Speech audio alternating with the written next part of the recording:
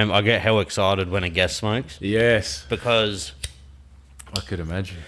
I've like cut down on smoking a fair bit, so I try and vape mostly, just so I can wean off the vape, so I don't like pound like a whole carton of cigarettes in a week. Yeah, But I notice like when you quit smoking, how much it smells. yes. So I'm held conscious of it when I have guests now that obviously don't fucking smoke. Yeah, Because it's such a tight quarter. But like, when you're not, because I've been smoking since I was like, I would have been smoking since growing up in a Greek household. I was smoking from like 12, Yeah. 11. Like, Yeah. I could buy my own smokes at 13. Yeah. And I've never noticed the actual smell of cigarettes. Yeah, I love smoking, and it's kind of like it's a bad one in that way because I enjoy it. Yeah. And I think about getting older, quitting, but there's definitely things like people like, oh, you get to a point where you're like, oh, you've had enough of it. I'm like, oh. I love it. Like a cigarette to me now tastes the exact same as it did. I remember my first cigarette when I was a kid. Like it is 1,000 times better than these things. Yeah, These things here are fucking diabolical. yeah. I can't do the vapes like look at in the wee hours of the morning on a bit of a weekend or whatever. I'm partial to a bit of an indoor vape or whatever, but I know still like I don't enjoy it as much as a ciggy. I've felt more effects in a shorter time span using those than I have smoking my entire life. Well, the milligrams is like ridiculous. It's just because you can use it 24 hours of the day. Yeah, like yeah, you're yeah. at work, you're in bed. Like there's no off. Yeah. It's attached. Yeah, it's fucked. And when you lose it, you're like, oh. Yeah. But true. for everyone that doesn't know, Jesse Francis, Hello, the man, the myth, the legend, I'm here. We made it. the South's very own Jason Momoa. Not quite. Almost. Waterman, not Aquaman. Musician, rapper, drink factory maker. Yeah. Drink, what do you Booze boozer. maker. Yeah. Fucking, I remember when I met you. I would have met you when Nuri first opened. I reckon that was like the opening night. It would have been like one, if not the opening, it would have been like the first month easily. And we got loose together, and you were telling me about like your music and what you do, and I think it's been like over 2 years now. It would have been like two and a bit years. Yeah, it's been a minute. Nuri's fucking amazing as well. Do you still go? I haven't been for a while, man. I've got to get down there. Life is busy. But yeah, like props to Jacob. He's killing it down there. And that space in itself is beautiful. Like I've known Jacob forever. Since first day of kindergarten, I've known Jacob. And he is just Port Noarlunga personified into a person. Yeah, man. He is like the flagship of Port Noarlunga as a person. Yeah. He's just so like... Just chill. Just chill. He's just a chill guy. And Porties has got that vibe. Like growing up in Seaford, like I think Porties was always like, it's nice. You know what I mean? Like it's a different part of the South. Yeah. And like the way what they've done with it as well, and like it needed more little locations, like particularly wine bar and that sort of thing. Like it's draws in different crew because you got the Porties pub. Don't get me wrong. Like I'll go for a pint or whatever, but it's nice to like have something that's a little bit. Like... And now they got Kickback, and they got that Drifter's Pizza place. Yeah. It's like the Dingies, the Kickback, Dingies. They got one there now too. Oh, really? Yeah, No they got one in shit. Porties now too. That's where, I believe that's where that Drifter's Pizzas is. Oh. In Kickback. I don't know if that's true, but there is a Kickback Brewing in Port Noarlunga now. Yeah, no shit. Yeah. Oh. And there's the bloke that owns Shifty Lizard, Lee. He's got Port Burger now. Oh, no shit. Yeah. Port Burger's cool. Port Burger is cool. Yeah. That's cool, man. Surprising that the pub hasn't renovated yet, though. I like the old pub feel. So do I. That's why I like Mick O'Shea's. Yeah. Mick O'Shea's is my favourite pub. I know. I was sad when they done up the Tavy, the Seaford Tavy. It's not a pub anymore. Yeah, it's a bit nice, but it's still the Tavy. But like, I don't know. Aussie Inn's fucking crazy now too. Yeah, the Aussie Inn just down the road they've pumped millions into it, and wow, it's insane on the inside now. That's crazy, man. But they all kind of look the same once they get that refurbishment. Yeah, they don't have the character or anything. Yeah, definitely. That's why I like Mikko's. It still has it does imperial pints, but no, Seaford doesn't do imperials. No. Proper pints. Proper. And you grew up down? Did you grow up in Selix? No. So I was, so I was born in McLaren Vale Hospital. So this is many moons ago. But so born in McLaren Vale Hospital, grew up in Seaford, the 6'9". But grew up on the mid coast and didn't go too far. Definitely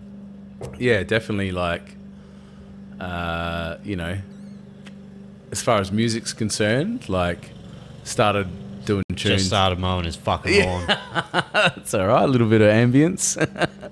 But I started doing tunes, through high school, high school band, playing guitar and that sort of thing. I was pretty young. It's a funny story, actually, which I'll drop. It's like when I was a kid, across the road, I lived on Flinders Ave, which is, I don't know if you know, Vince's Foodland, which is on Seaford Road. Used to be called Vince's Foodland, but little Drake's there. On Seaford Road? Yeah, across the road from the doctors. So my old house where I grew up is kind of on that street. My neighbours used to look after me when I was a kid here and there. And he was a muso, like the dad of the fam, and had like a guitar in this little sort of downstairs room. And I got this crazy memory. It would have been 8 or 9, and sitting on a beat, saw the guitar, sitting on a beanbag and playing this guitar, and just basically not knowing what I was doing, just having a little fucking strum or whatever, and just got obsessed, hours, just got in the zone with it. And then when I got dropped back to the oldies, the neighbour was like, "You got to get him a guitar." He's obsessed with it. And from there, I guess that's what happened. The oldies were like, "Yep, sweet." And my parents were they've always loved music, always wanted to play, but they're from fucking struggling background, so that they were like, "We're going to give him that leg up," you know what I mean? They've always encouraged the music. They've always been that drive in that way, you should play. So it started from fucking before 10, and then as it progressed, it kind of went into high school, and then from there it turned into hip-hop. So I started I went from playing guitar in the high school bands and that sort of thing, and then I found hip-hop from would have been early teens. Mum used to listen to R&B. Dad used to love rock, Stones and Eagles and all that sort of stuff. So I kind of had that mixed genre of things that I used to hear growing up. Mum used to love a lot of Boys to Men, just classic R&B stuff. Early, probably late 80s, early 90s sort of stuff. And I used to fucking froth that as well. But then as I started getting into hip hop, it was don't want to tell the boys you're listening to Boys to Men. Yeah, that's it. So it's sort of it was always in the background. I used to love R&B, but it was keep that on the low.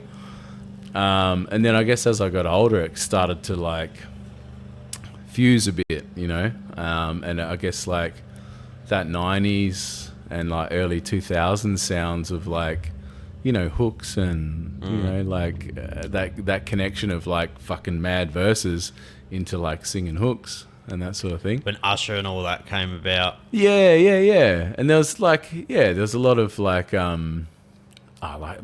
because I used to froth the Biggie and the Tupac and all that, but even some of my favorite Tupac songs growing up were Temptation and things that were not as gangster rap. Yeah, hard verses, but soulful hooks, So that's kind of the journey that I guess I kind of started dropping on as well. But Yeah, I've held like I've heaps fallen out of love with rap over time. Yeah. Yeah, I'm way more into like heavy metal now. I love like I've always had a place for that as well. I was probably a bit late to the grunge and like the metal vibe. I think it's something you can if you didn't catch it when you were younger, it's something you can appreciate when you're older. Yeah, well, I reckon when I was in my teens, like went through that skating, like probably like from year 7 into fucking high school and shit, and it was like that was when Limp Bizkit, Korn, you know, so the new metal that was kind of picking up, and like I used to love that shit. And then like Slipknot, I remember them Slipknot's first album come out, and I couldn't wait to get that CD. I was like frothing. So I definitely had that space for metal as well. Yeah, I'm actually hopefully going to see Slipknot next year. They do their own festival called Knotfest. Yeah. Yeah, I reckon I want to see it because I've never seen him because I wasn't into it when I was younger. Yeah. So I was like, oh fuck, it'd be good to see him. I haven't I'm the same. Like I think metal shows that I've seen. One of the like probably the pivotal ones in my memory that I've seen, a good friend of mine when I was I moved uptown when I was playing in a band living up in Prospect. Went and saw Opeth, and I had no idea. Do you know the band Opeth? No. Oh man, they're fucking amazing. Like sort of like Scando dudes, but like melodic. Like it would go from this like that's what I like. I like melodic metal, but I like it to be really hard. Yeah. Like when it breaks down, I like the breakdown to be extremely hard. Yeah, man, and that's what got me because I didn't really know much of these dudes, and then a friend of mine was like, "You got to come along. You got to come along." How do you spell it?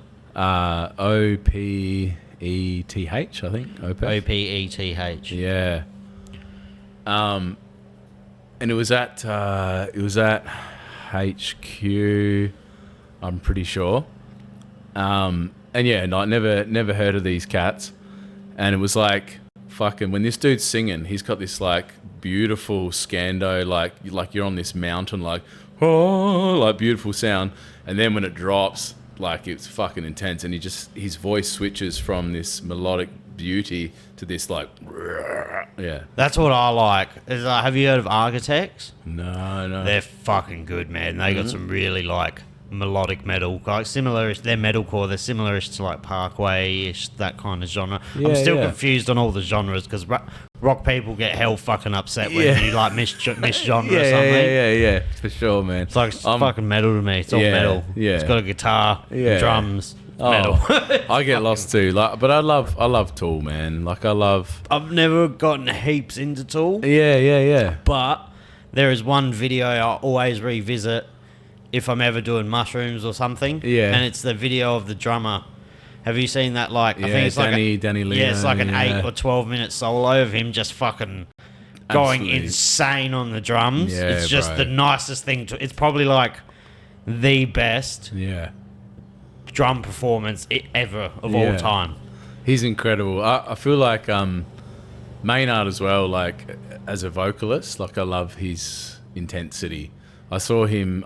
I've seen Tool once at a big day out. They're still doing it too. Eh? Oh man, yeah. But his other band, Pussifer, which is like a weird, like it's different. I went to this show. It was like his other band, Pussifer, and there was like a Mexican wrestling match going on at the same time. It was like theatrical. He was wearing like hell like gimpy kind of like. It's a strange project. It was weird, man. But I was just like, wow, like this cat is like, because I saw Tool at a big day out, and that was the first time I didn't know much of their music, and I was just like, it's fucking intense. Like it's cool.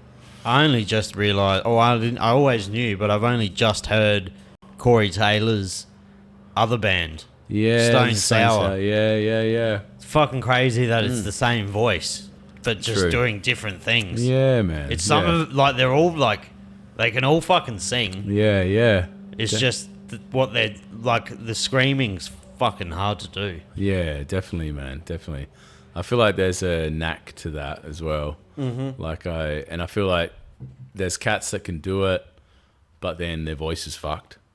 And it's almost like there's a way to do it you know, I've never been good at that. I feel Have you ever heard of Alex Terrible? yes, see that Russian dude. Yeah, he's killer, man. He's killer. fucked. He's killer. He's fucking crazy. I've saw a few little clips of him, and then I've sort of like, you know, followed, you know, on socials or whatever.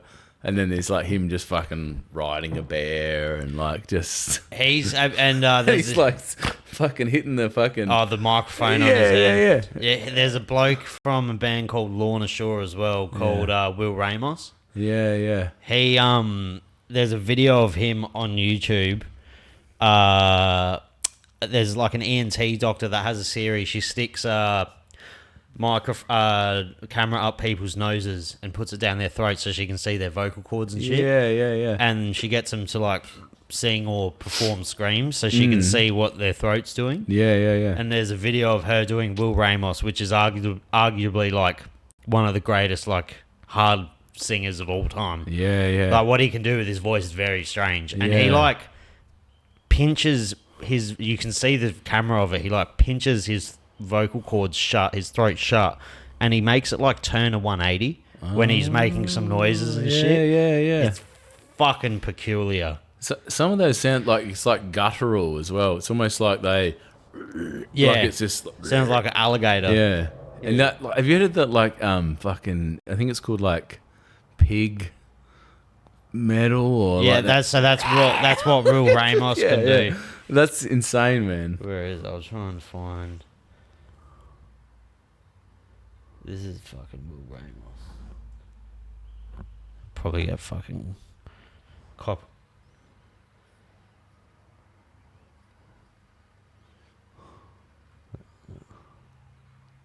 Yeah.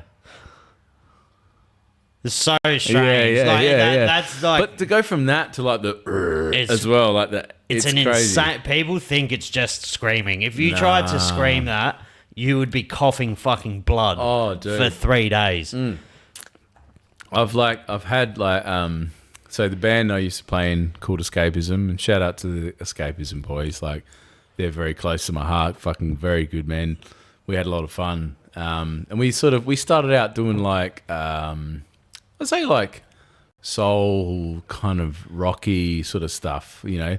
There was like mix of, from what I came from, like R&B, and then it kind of mixed with started a bit more sort of rocky stuff. But it was all pretty sweet, you know. And then cheers, bro. I might grab another beverage with you. Cheers, bro. They're going down well. It's a warm day. You know? This podcast brings out the fucking worst in people. It doesn't take much for me, bro. But yeah, so progressively, which actually we can bring up escapism tracks as well. We can. And I won't get fucking copyright claimed, which is nice. But yeah, so we started to get a bit heavier. Do you? I was just gonna ask. So you obviously would have started with an acoustic guitar. Yes. But I play guitar. Yeah. I used to play guitar, but I've only just picked it up again the last 2 years. I used to play the bouzouki. Oh, Ella. Yeah, I used to play the bouzouki, but I used to play it pretty well. Yeah. I think I was like 11 or 8 to like. I love the bouzouki, man. It's a beautiful instrument. There are some bouzouki players out there. Oh, like there's this. It's like Dunn D. His name is. This bloke he fucking can play like. It sings, man. It sings. The finger work, like the left hand and the right, it's just insane to watch. Because it's just one fucking 5-minute solo most of the time. Yeah. There's not many chords. Yeah. Like, it's Is just it four strings as well? It's 4 double strings. There's 8 strings. Yeah. There's a higher and a lower on both. Yeah. But you pluck both at the same time. Yeah. I don't know if it's like similarly set up to a banjo. I've never actually seen a banjo. Yeah, no. But I guess like a 12, because the 12 strings has the double. When Slim Krusty was here, he had a guitar with like similar vibes, 2 strings on it. Yeah. 12, like a 12. The 12er. Yeah. I've never seen anyone play guitar like him. Yeah, man. Like so naturally. Yeah. Because I've never been able to finger pick ever with anything. I'm shit at finger picking. Never been able to do it. My right hand just doesn't know how to relax enough to do it. He was trying to explain it to me. He's like, I can I can make you be able to finger pick in an hour of showing you how to do it. It's all about like releasing your thumb or something, like freeing up your thumb. Yeah, I don't know. It's so foreign to me. Yeah, man. I feel like for someone that can do it, like moderately well. Yeah, no, not like that. They like people that can finger pick are like, oh, yeah, I could. It's easy. But yeah, I find it really hard. Like I think my guitar work is like pretty basic. I've always used guitar as a tool for your singing. To sing, yeah. How do I find this? If you go, it's on Spotify. Reverb Nation is the website. That's got like one of the Reverb Nation. Yeah. I haven't looked at this for a while. What the fuck is this? You got to join it. Is it maybe? Search maybe? Would it be on Oh yeah. Maybe go Escapism. Oh, sorry. Just with just no E. Oh, between the I. Yeah. Yeah.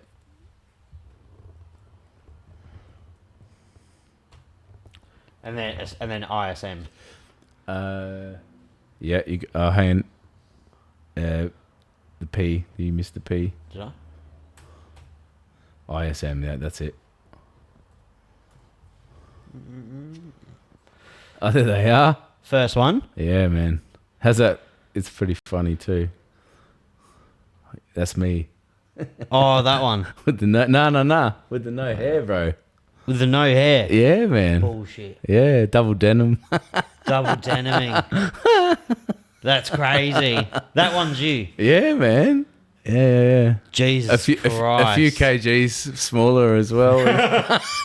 I was up to a bit of mischief back then. So like R&B, blues, R&B, and then Something's Changing is one of the more heavier ones that we did. We'll start off here. I love this song. It's a cool song. And shout out to like Sammy, who's like the guitarist. He's so me and Sammy live together. His guitar work is beautiful, man. He's doing the guitar on this. So what are you doing in this? Just singing. Just singing. Yeah.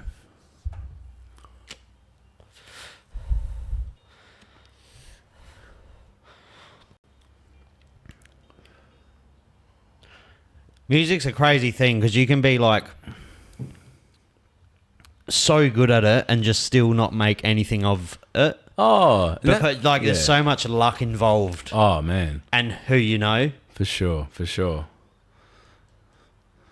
Get from you. That's funky. Can save me. Do you still remember all the tracks? Yeah.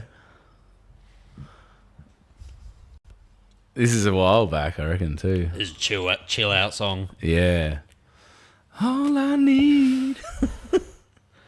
I've never heard of this website in my life. I don't know if it's obviously still going, but yeah.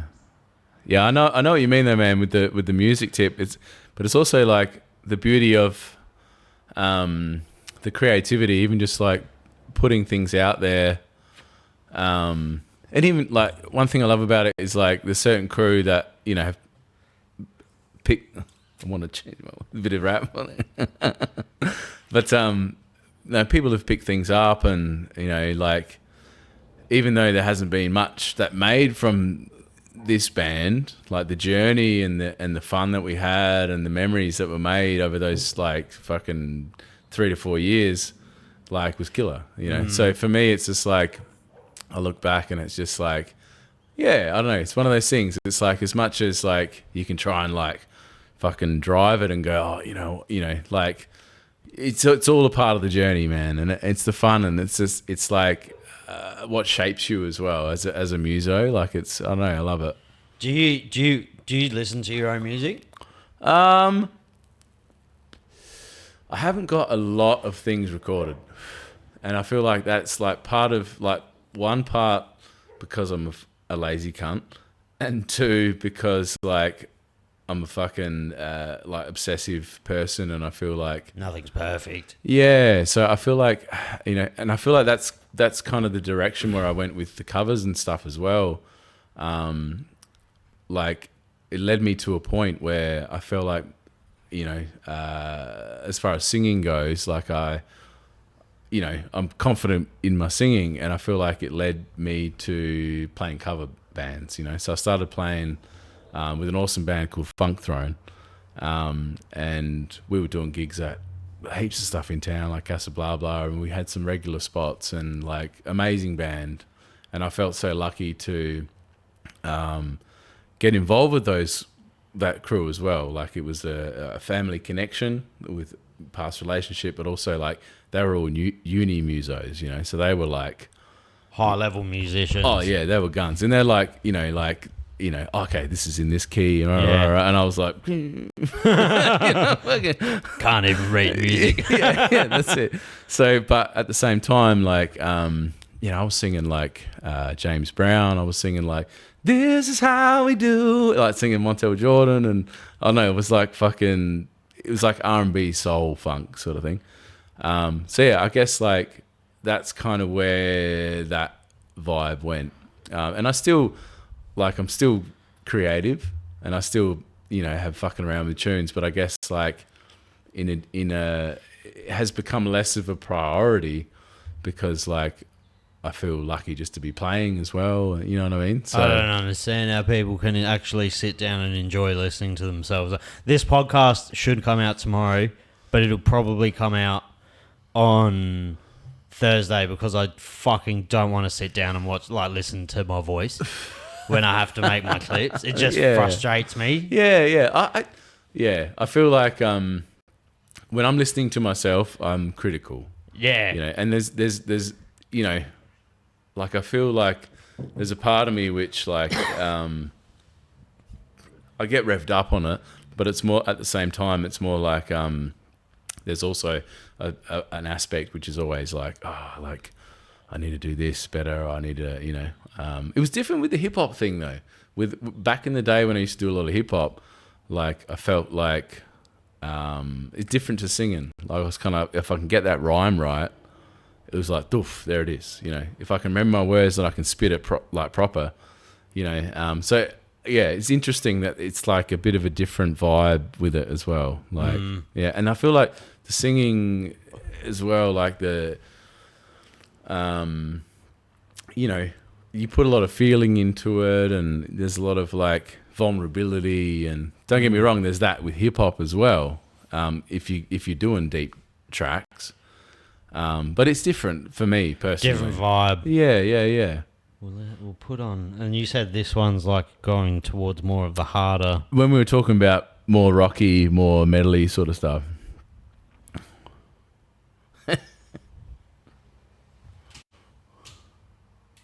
Oh, where'd it go? Oh, there it is.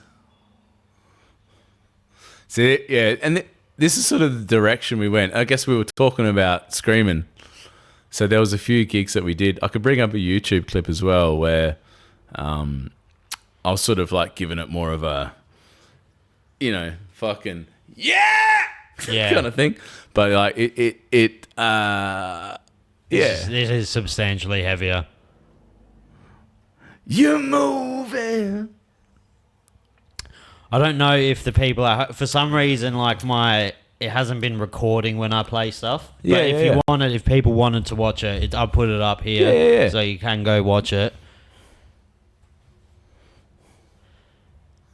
Yeah, this is fucking a lot different. It's a bit more grungy though, I feel. A bit more grungy, I feel. Yeah. But then we go back to that, like talking about the sub fucking genres of metal and stuff as well. It's like I wouldn't even know what fucking people would call it. But yeah, I like a lot of influence in the heavier stuff. Like I used to love like Alice in Chains. Alice in Chains are fucking good. Like Pearl Jam. Like there's definitely some of that vibe there. Yeah, right. And then when did this end?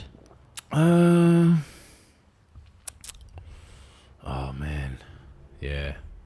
I reckon like mid, like, would have been like 20, I don't know. Yeah, memory's not great. But like, like 20, yeah, some life stuff happened from like, I'd say from like 2013, 14, 15, some life throws you curveballs and various things happened. And, like, like we kind of started going our separate ways a little bit, but at the same time, like, life threw curveballs my way as well.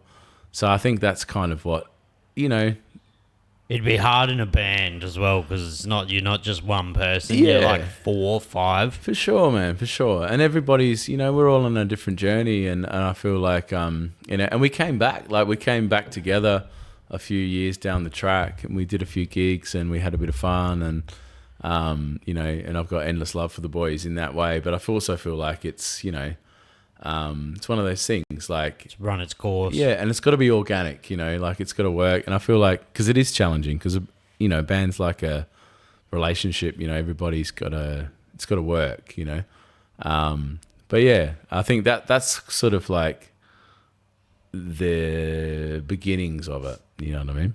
It's crazy that some bands, because when you blow up as a band, you have to be relying on everyone to keep their shit together. Yeah. Fucking like, yeah. if you blow up Yeah. and reach like a crazy height, you're gonna be like, oh no, this is not good for fucking Jimmy's fucking crack addiction. Like, Yeah. You know what I mean? Yeah. And Adelaide is, Adelaide has got its own sort of circles and stuff as well. And like, I think like we definitely gave it a good crack, and we sort of like, I met some amazing people and met some very talented people, and was very inspired by a lot of people that I ran into over those years as well. And I feel like it's one of those things where like, obviously looking back, there's no regrets. And I just feel like we probably, I feel like, and personally myself, like probably didn't put, like, go back to being maybe lazy, or maybe like feeling a bit like,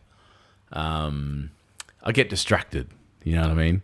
Like, I feel like, and when it comes to partying and stuff as well, I think, the partying fucking, is a part of the music industry a little bit in that way, which I love. But at the same time, it's like, I know cats that like, they just remember everything. They're just like, so, disciplined with it, where I feel like I've probably been a little bit more loose with it, which I think is like, sometimes it works, but then other times it's kind of like, you got to be careful with that. I don't remember a fucking thing from 18 to 23.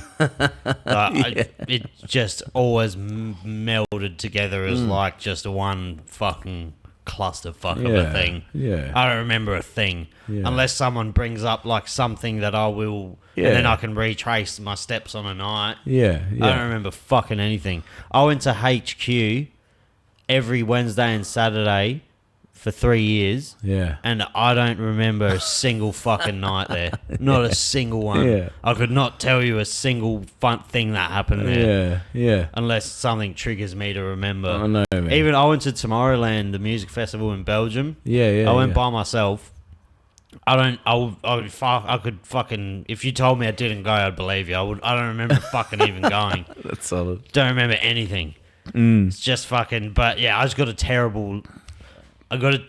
terrible like short-term memory. Yeah. But like I can remember shit that happened 15 years ago, but I can't remember what happened like last week. I remember the random shit. Yeah. Like, which is so weird is people are like, there's like pivotal points where people are like, oh, you remember that fucking moment? Like, it was so fucking life-changing. And I'm kind of like, oh. And I'm like, I remember what I had to eat on the way home. I remember weird I remember shit. that orcas fucking have a 25% larger frontal lobe than humans. Exactly. But I couldn't even tell you who our Prime Minister is. Yeah, bro. I'm the same, man. It's like a weird thing too with music and memory. Like, I feel like learning covers and learning and memorizing lyrics and things like that. Like, I feel like some covers and shit I'll play, I'll just, I don't know, it's weird. I'll hear a song and I can't get it out of my head. It's like, it's there. It's like, stuck. And then there's other stuff where, like, you know, say I'm playing a wedding or I'm playing like an event or something like that, and people are like, oh, you know, can you learn this song? And I'm like, fuck, I've worked on it for like fucking 2 weeks and I'm still like, it just doesn't stick, you know? I think that's a weird thing too. Like, some things just like, they're just like, you hear it once or you feel it once and it's there. And then other things, it's like, it takes effort to kind of make it stick, if that makes sense. Yeah. Yeah, I don't know. It's weird. Who would you say is like the best guitar player you've ever heard? Oh, like locally or like globally? Globally. Like, oh man, I mean, yeah, I feel like it's pretty random, but like I love like Stevie Ray Vaughan is fucking Stevie amazing. Ray Vaughan can do things with a guitar that a guitar shouldn't be able to do. Yeah, like he's throw me, but like one, like I love Santana. I'll put it out there. Black Magic Woman's one of the most shit hot songs of all time. My year 12 like assessment on like, so I was playing lead guitar, and it's probably the only electric guitar that I've kind of played was through high school, and one of my year 12 assessments was like a Santana song, and like I spent fucking ages like working on it, and it's just one of those beautiful moments. Like I, you know, played it like and pretty much I failed everything else. I did well in music and then community studies because I like chose to make my own hip hop album for community studies, and that worked well. That got an A.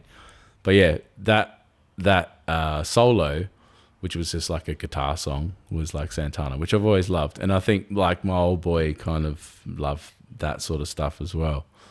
But there's a funny one which I wanted to, like, while I remember as well, because I know you had Chronic on here as well. I did. Yeah, and back in the day, I reckon it probably would have been year 10.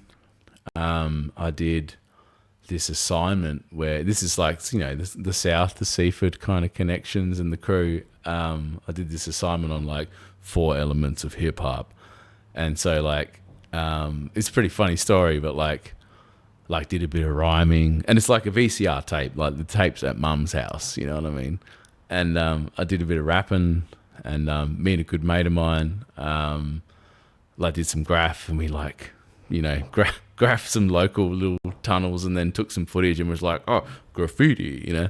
And then yeah, DJing, and I hooked up because I used to know, I went to school with Jake, who's like Luke's younger brother, and I've heard his brother, and I've heard he has a cousin that are fucking legends. I've never met them. Oh man, the collegians are fucking. I've heard they're fucking top tier humans. They are, and bro. Luke's he's a very nice dude, man. Oh man, he didn't even have to come on the podcast, and he came on twice now. I saw him come in, and like he's doing big things, man. And I'm so like not shocked by that, because he's always like, back in the day, I used to go to house parties and Chronic was playing. Always. And like he was a gun, man. Always. He was a gun. But yeah, this footage, like, I don't know if you remember that Cypress Hill song, Low Ride, do.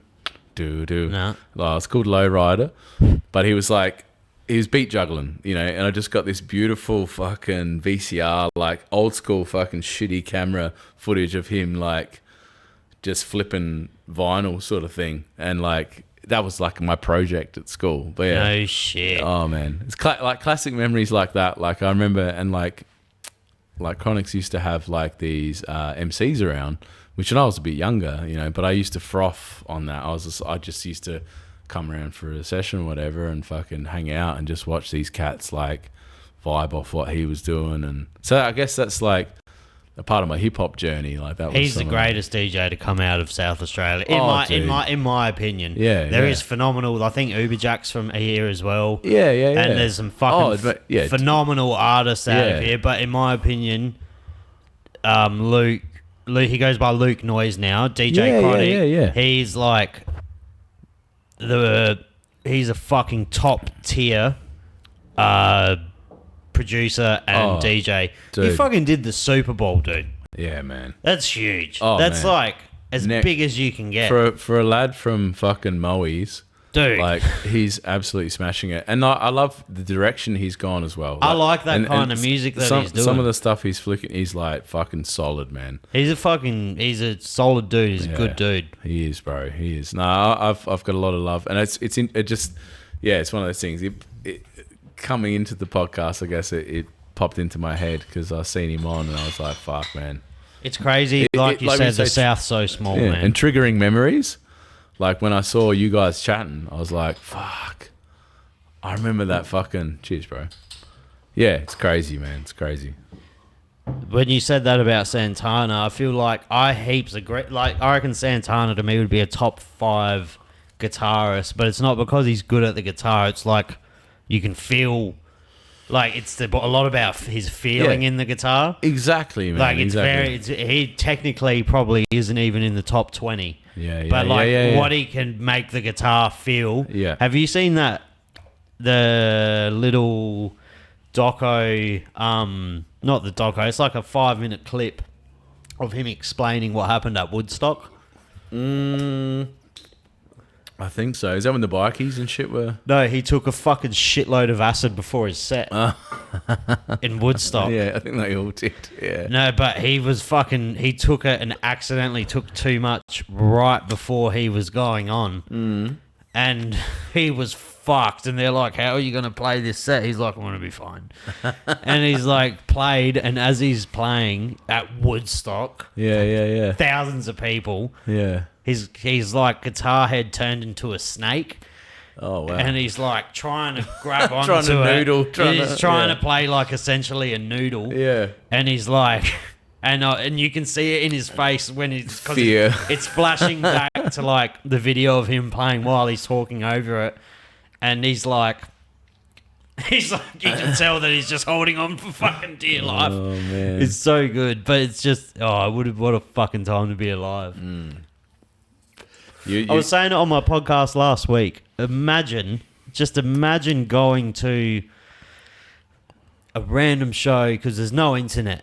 So and people don't understand when there's no internet, you don't know about shit. There's no magazines, there's nothing. Yeah. So these people have gone to this show that their friends told them is going to be a good show. They got fucking 2 grams. They saw a flyer. Saw a flyer. They got fucking 5 grams of mushroom and some cocaine, and they've fucking gone, and it's Eddie Van Halen playing. Yeah. And he's just fucking ripped out Eruption in front of you. Yeah. And you're like, what the fuck? Yeah. Like, I didn't know a guitar could physically do that. Oh, man. It's crazy. Paving the way. There's a very difference between being a musician and being like a monolith in a music industry. Yeah. It's paving the way for everyone else. No Eddie Van Halen, no Eric Clapton, no fucking Steve Vai, no guitar. Yeah, man. Definitely. It's a crazy time. I think sometimes I feel like to grow up in that space would have been fucking insane. And don't get me wrong, I think we live in the best time to live. We live in a very lucky But time. we don't live in the funnest. Yeah. Yeah. The drugs were clean and the fucking music was amazing and it's Fuck, man, I do know who I would love to... Who would you love to see live, front row center, dead or alive? That's a big one, man. And I feel like... I don't know. I don't want to be cliche as well, but I feel like Bob Marley would be fucking amazing. I love my what was behind the movement and shit as well would have been huge. That dude, I don't know. It was a movement. It wasn't music. I love my reggae as well. But I feel never dabbled heaps into reggae. I can appreciate it though. Yeah, I fucking love I don't know. I feel like when I think about musicians that have passed, I think about Doors. I think about fucking Nirvana. I think about fucking... Nirvana would have been fucking crazy. Insane. But yeah, I feel like that guy would have brought an energy that just would have been like... So chill. Yeah, just so chill as well. Yeah, the crowd would have been so different. Such a different vibe to other musicians playing. And he just, I don't know, there's not many songs. People would react to him playing as people would have reacted to Martin Luther King making a speech. Like same as Jimi Hendrix, like in awe. It would have been awe and fucking. It wouldn't have been screaming and fucking dancing. People would have just been frozen. And that's that soul as well, like that, like soul in music for me. Like there's because I love old music. Like I love Otis Redding. My favorite singer, like, is Bill Withers. Like I love. I don't know if you know Bill Withers. He did like "Ain't No Sunshine." Yeah. Like there's so many of his songs. Like when it like "Lean on Me," "Lovely Day." Like there's so many songs that you'd know. Like, and he was just one of those artists that like he was in his late 30s, West Virginia. Like African American dude that was working in a factory, and then he wrote "Ain't No Sunshine," and it just fucking like took him to like top tier, and like his voice and his feel, like the soul that like radiates from his music is just like, oh. It's fucking crazy because all of these people were only like one generation away from slavery as well. Oh man, like, yeah. So they still had like very underlying fucking oppressive situations. Definitely. There still is, but like they were. You can't compare today's situation to what that one was like. No, man, because they were still in the thick of it. Yeah, and growing up, and rough, you can hear it. Yeah, like there's no comparison in like these guys that would have grown up so rough, but like the soul and the fucking the energy that was in that music was just amazing. Like Otis Redding as well, like Dock of the Bay, I feel like that's I've always been drawn to that music. I fucking love it, man. I reckon I'd fucking have to say it would have to be a Michael Jackson concert. Michael Jackson, front row center at the peak of Michael Jackson. He was fucking next level. Like people were fucking dying from seeing him. Like just that would be like an experience. Yeah, I believe my sister saw him. Yeah.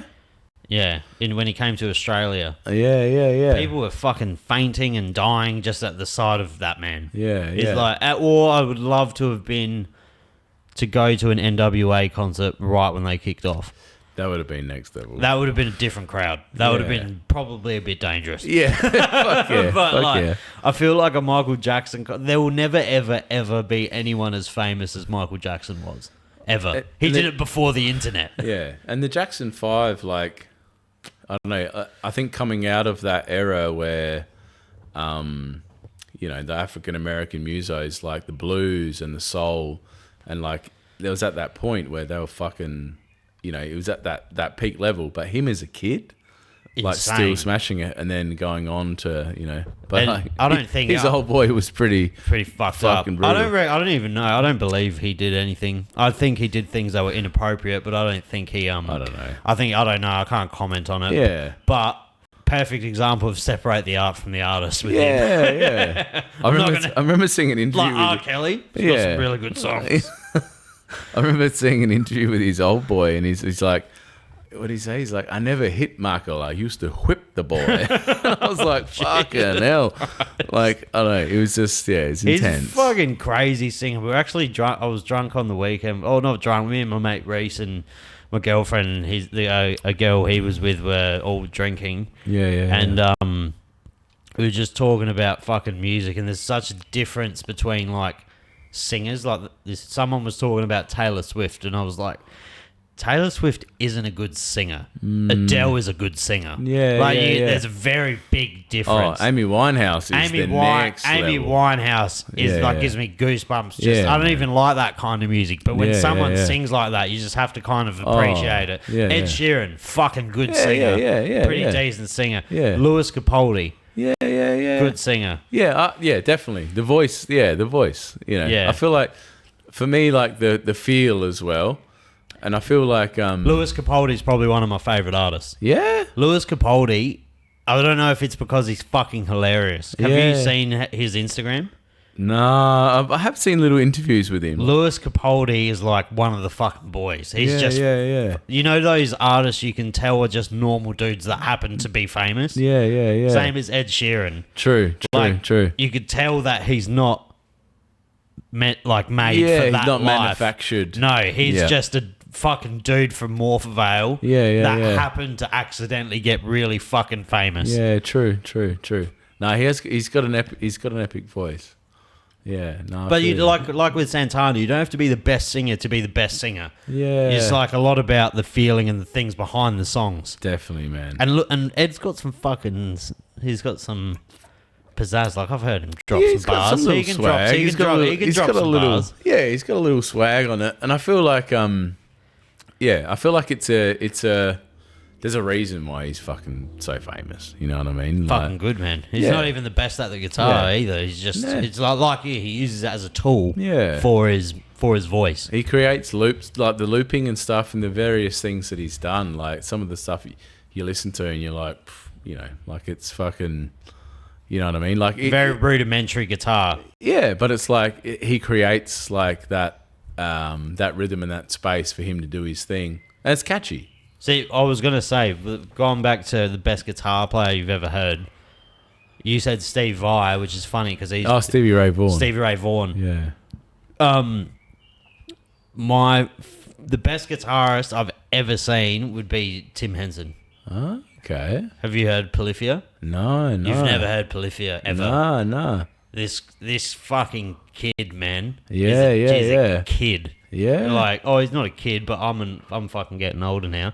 Oh my God, I can't believe you've never heard of Polyphia. You just hit the 30, didn't you? Yeah. You're a young fella. I'm a fucking very weathered 30, you're man. A young fella. You're a young fella. How old are you? You're 38. 30-something. 38. 39. Kicking 40. I'm scratching 40, man. Dude, as soon as I woke up... My mind feels fucking 19, but my body's... 74. Starting to ache. You've never like, if I don't go to the gym, This band here, Polyphia, they're strictly guitar. Oh. And there's instrumentals, like no music, no vocals. Yeah. But they're fucking good live as well. Like it's insane. I'm just trying to think of a song that you'll like. You like the Steve Vai is fucking pretty solid. Steve Vai is Steve Vai. Fucking excellent, but he can be a bit like eccentric with the guitar. I've seen this dude. This dude's like probably, in my opinion, the best guitarist. I reckon I've seen a little clip of him. That's probably one of their best songs. It'd be interesting to see what you think of it. Yeah. I'm definitely no like critique of guitar though. I'm like anything that's like shredding. I'm like, pah. This is shredding, but it's like it's really melodic shredding. Is that goat or boat? Goat. Oh. Well, fuck. It's pretty. I reckon you like it.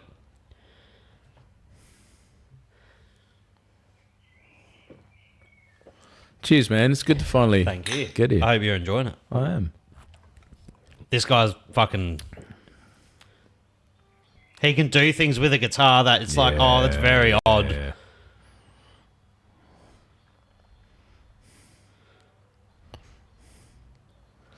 He looks like a guy that my daughter might bring home. Lesbian.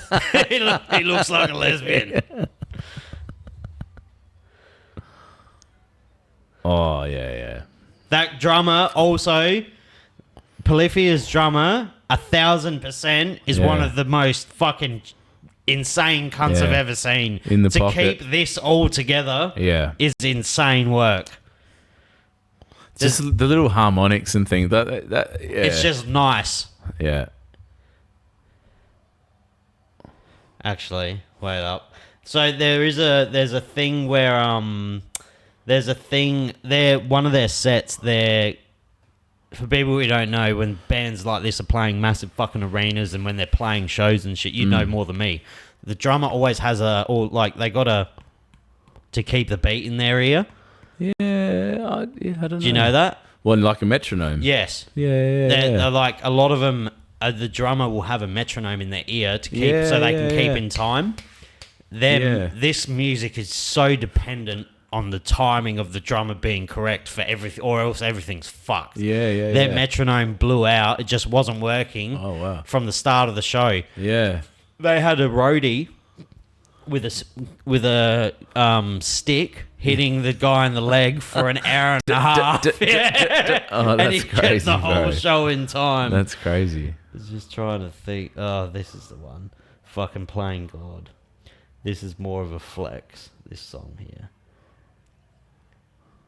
This is just fucking crazy music. Yeah.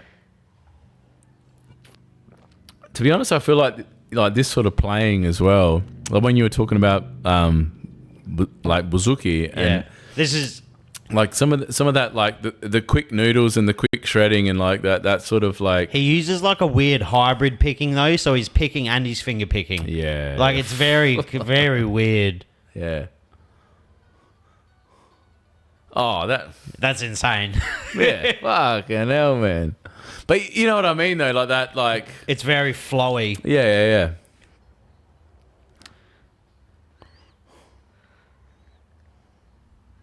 And heaps of harmonics and shit. I can see why. Yeah, I can see. Just technically. Yeah. This is I think they call it math rock. Yeah. Because it's not like soul. You wouldn't call it soulful. Yeah. But it's technically fucking sound. Yeah. Like you can't fault it. I for me, it almost like stresses me out a bit. It like not in a bad way. No, I know what but you're saying. It's kind of like It's overwhelming. Yeah. But I'm in awe of it. But it's like it has that feel of like, you know what I mean? Like it's like fucking hell. Especially with the little. I love the little like harmonics and the fucking. Yeah, it's crazy. I just don't know how anyone can be that good at something. Yeah, I feel like there's autism. There's a knack. Yeah, there's a knack as well. I feel like there's, like we were talking about before, like there's Santana, which might have fucking 4 notes and that's all he plays. Black Magic Woman was the reason I started wanting to learn how to play guitar. Yeah, because his music's actually very simple. Yeah, but that's the thing. Like he has those 4 notes, but he has this like way of playing them. Yeah, which is like, well, you know, like, and this is me as a fucking in year 11 or year 12 or whatever. But this shit is like, it's insane. I mean, look at him. He looks like an anime character.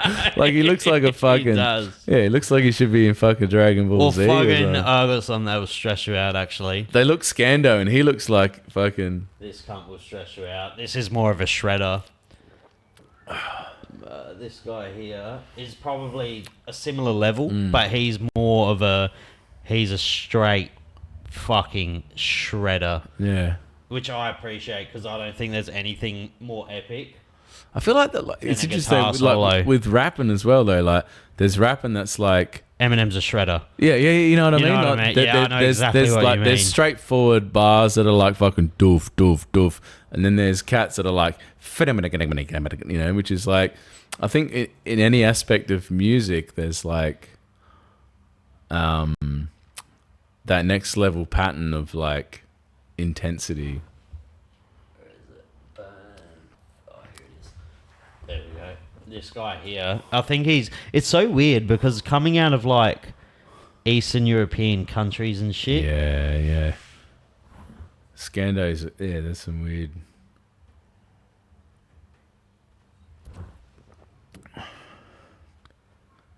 Oh, what the hell? Oh, this is like a learn. Oh my god! It's like a teacher you how to play. What's his name? Burnt. He's mostly active on Instagram and shit, but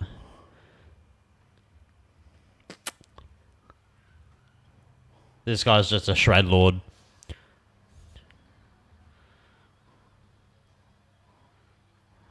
Yeah.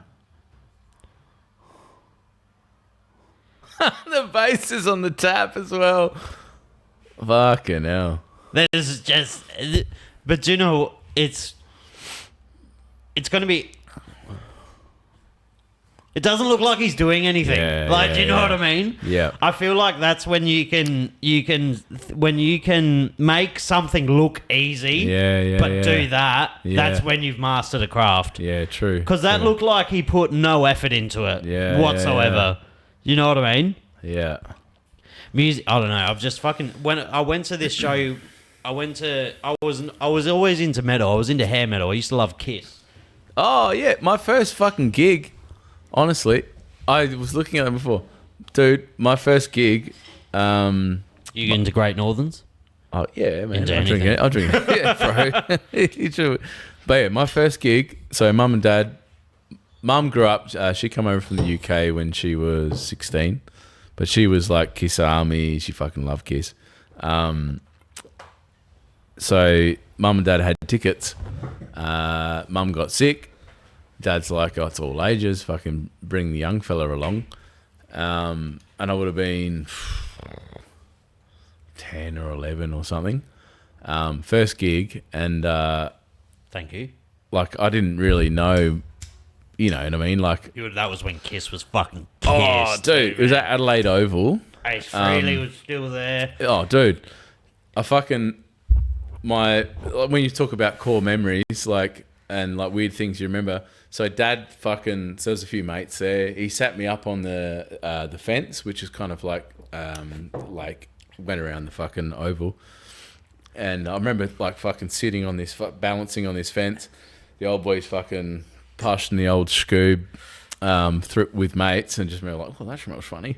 But I remember fucking, I was just on like eye level with the stage, and fucking Kiss fucking absolutely smashed it. And it like got to a point where towards the end of the show, and I still remember it so clearly, they were like, you know, like, oh, you know, I don't know if it was like maybe night two of them playing, or they were just, but they were like, we've been in trouble for fucking like, you know, like being like conscious of the fucking volume. They're like, oh, we're playing too loud. We're going to fucking turn it up right now. And I just remember this like, and then it was like fireworks and it was like intensity. And I remember sitting on this, like, I was balancing on this fucking fence as a kid. And I remember like looking at these cats that are fucking dressed up like fucking maniacs and smashing this like amazing music, going like, that's what I want to fucking do. Dude, Like, just Kiss. There's my sister was my sister's 18 years older than me. Mm. And she was like a Kiss Army fucking Yeah, rat. And I just grew up. So my sister was into like Van Halen, Kiss, fucking hair metal. Yeah. And my brother was like, I think he's 14 years older than me or 12 years older than me. He was into gangster rap. So I got the fucking best of everything. The combo. Like one of my favourite songs when I was like 6 was Hit 'Em Up. Yeah. And then, but I also love Stairway to Heaven. I still listen to Stairway to Heaven every single day. And Van Halen And sick just- as well. Jump! But like music was so different back then. Yeah, man. But I'm so fucking excited. What's your favourite Kiss song? Kiss song? Black Diamond. Black Diamond. That solo, not the best solo in any stretch, by any fucking stretch at all. But for some reason, I just love the fucking solo in Black Diamond. Yeah.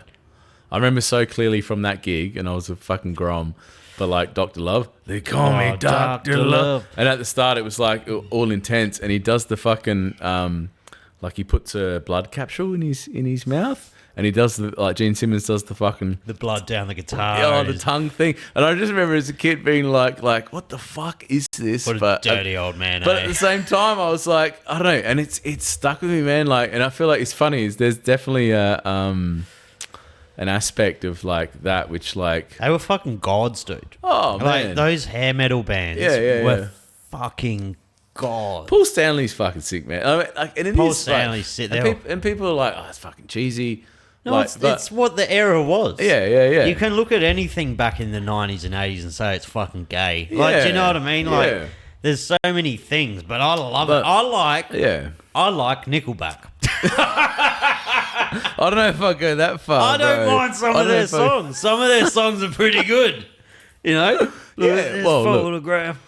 You look like you could have. You look like you could have played it.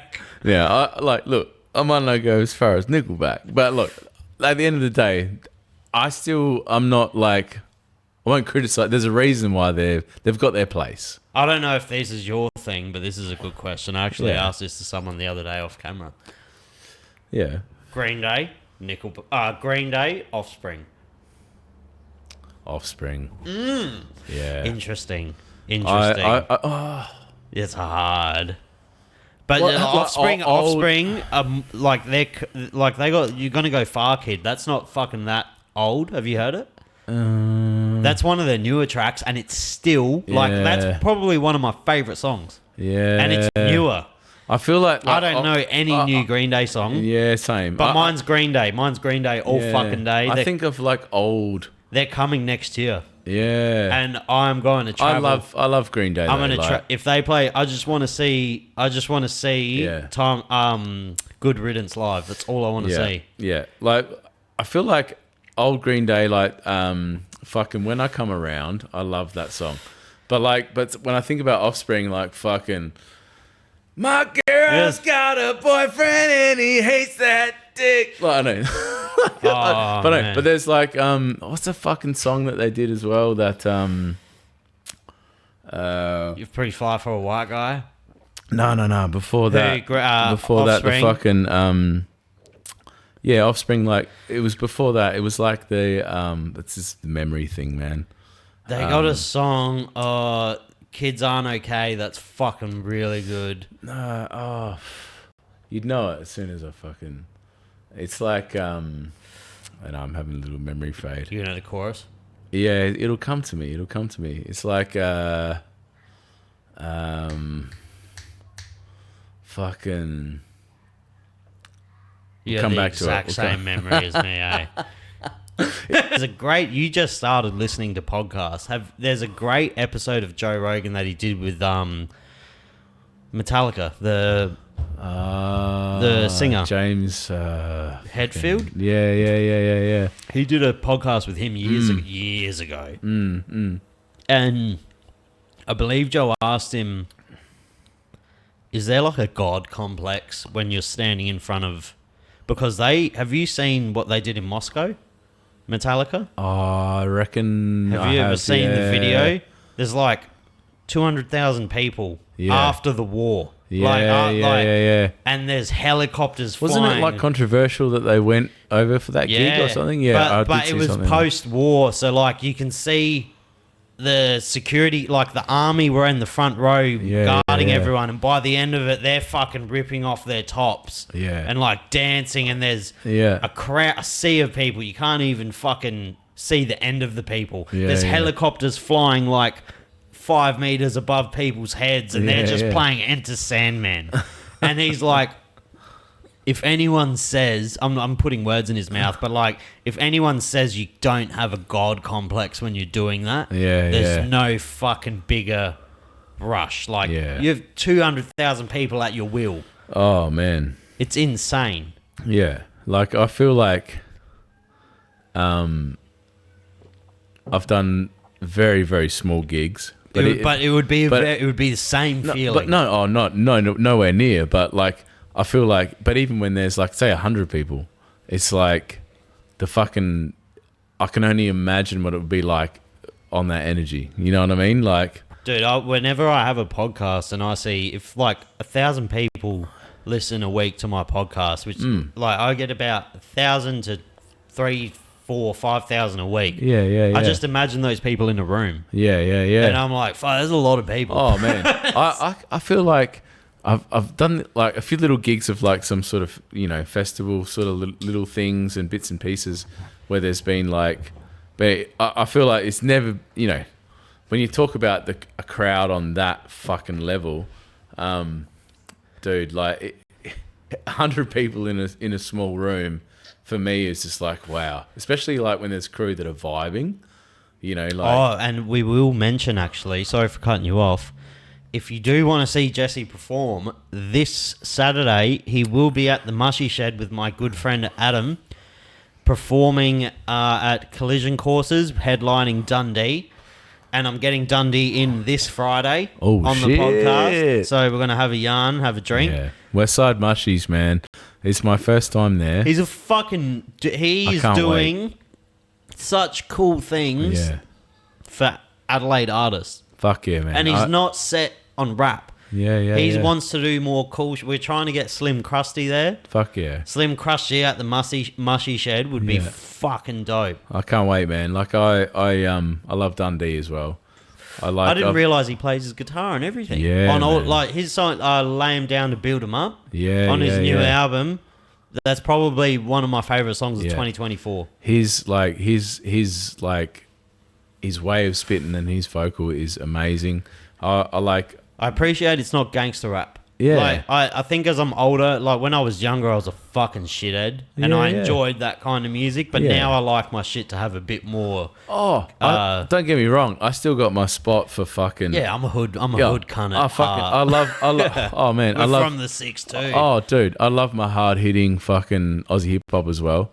Like, and there's like, I got a lot of love for some of the cats that are fucking doing things like Goobs is fucking amazing. Goobsy's one of the, he is the best in Adelaide. Kirby's dropping some fucking Kirby's the mad shit. Best producer in Adelaide. Last hip hop gig I went to was Claz, and although how nice is that, man? Oh, dude, like so. Sweet like, I feel like, and I grew up. I've done a lot of stuff with Cooltar as well. Like Cooltar's amazing, and I got to mention Taiha. Taiha's a fucking good dude, An absolute beast, man. He's the most chill human I've ever met in my life. Oh, bro, like I've met Taiha like many years ago. Like he would have been like 15. I would have been like late teens. But yeah, like I feel like the scene in Adelaide has always been fucking dope. We've got like some fucking amazing artists, and like I feel like it's like, I don't know. I love when we talk about like that hard hitting and that boom bap feel. Like some of the stuff that these boys are dropping is fucking sick, man. They're just dropping good shit, and Goobsy's like, he is an artist. He's not just a rapper. Like Goobsy loves film. He loves like he knows how to put together the shit, and him and Kirby work so well together. Oh man, I'm frothing. Like that, some of the beats that dude's making, and the way that fucking it's funky. It's revved me up, man. Like it's, you know, like I guess going back like what Dunn D's doing, and like he's got that fucking, some of his flows are hard as well, but he's also got that fucking, he's doing this acoustic feel which is amazing. But I gotta say, like one of Goobs' fucking lines like, tuck your nuts comfortably between your cunt. Like it's fucking, he's stuck with me, man. Like he's amazing. He's amazing. He's very good, and he's got a very specific voice. Oh, I love it, man. I love it. And it reminds me, like it fucking, he's just got that fucking. Do you used to listen to Gravity Ponds? Peeps? I grew up like. Do you know Peeps and Rems? Yeah. So Goobsy used to be a massive fan of Peeps and Rems, of Gravity Ponds, but he loved Peeps. Yeah. If you listen to Peeps, you can tell that Goobsy has like used it as an influence, because it's very, when Goobsy raps and he's rapping hard, he's fucking screaming into the like, he's telling you, he's not asking, he's telling. And it's very Peeps-esque. It's very Gravity Ponds-esque. I love that intensity, man. It's very intense. I like back in the day when I was frothing on Aussie hip hop, when I was first getting into it, it was Lyrical Commission. Commission. Yeah, Brad Stratt and Tram and like those boys, like those Melbourne boys, that and like Lazy Grey, Bias B, like that was like a fucking like Ceremony Master was like one of my favorite songs, man. Like I was obviously growing up in the South. You growing up in the South in the early 2000s and stuff, you're gonna be like, you will listen to Aussie hip hop at house parties. It's very prevalent. It was prevalent around here. So I used to listen to Fun Cause a bit, Old School Bliss and SO. I was never balls deep in the movement of it though. Yeah. But ever since I started the podcast, I did one with Manners. Yeah. Oh, Manners is unbelievable, man. I knew who Manners was, but I wasn't friends with him until the podcast. Now we call we're I'd consider him one of my best friends. Yeah. Call each other every day, and then I started listening to his music. I was like, what the fuck? Obviously, Goobsy introduced me to all of it. Yeah. And then... Dude, Tailor-Made Tactics, you know, Taylor's Road. Yeah. Like, Monops, like those boys, like... Insane. Like the Morpheus boys, like, like... Monops is a fucking family man. Beast, he's a family man now, but Monops back in the day, man... He's a beast, like... Bad man. Oh, man. Good fucking... He can spit some fucking shit, dude. Oh, man. He dropped, like... There was a diss track that he dropped, like many moons ago, and like I think it was, I don't know, I don't want to name names, but like I've always had so much respect for that guy, man, and he like still like anything that he fucking drops lyrically is just on point. You know what I mean? And I guess you drink beers as quick as me. yeah, I fucking get it. Once it starts. But yeah, I feel like, when we talk about that fucking boom bap, that heavy hitting feel, and I guess like, because, over the years, like I've obviously softened and I've gone into my acoustic thing, and but when it comes to hip hop, that was like, I love that shit, man. Like I love that, like, I grew up on that, I guess that 90s sound, and then coming in, I've always loved my R&B tip, but at the same time, like, and same with the UK shit. Like I used to love like Task Force and Maestro. I don't know if you know that. Like, there's that UK sound that was also like.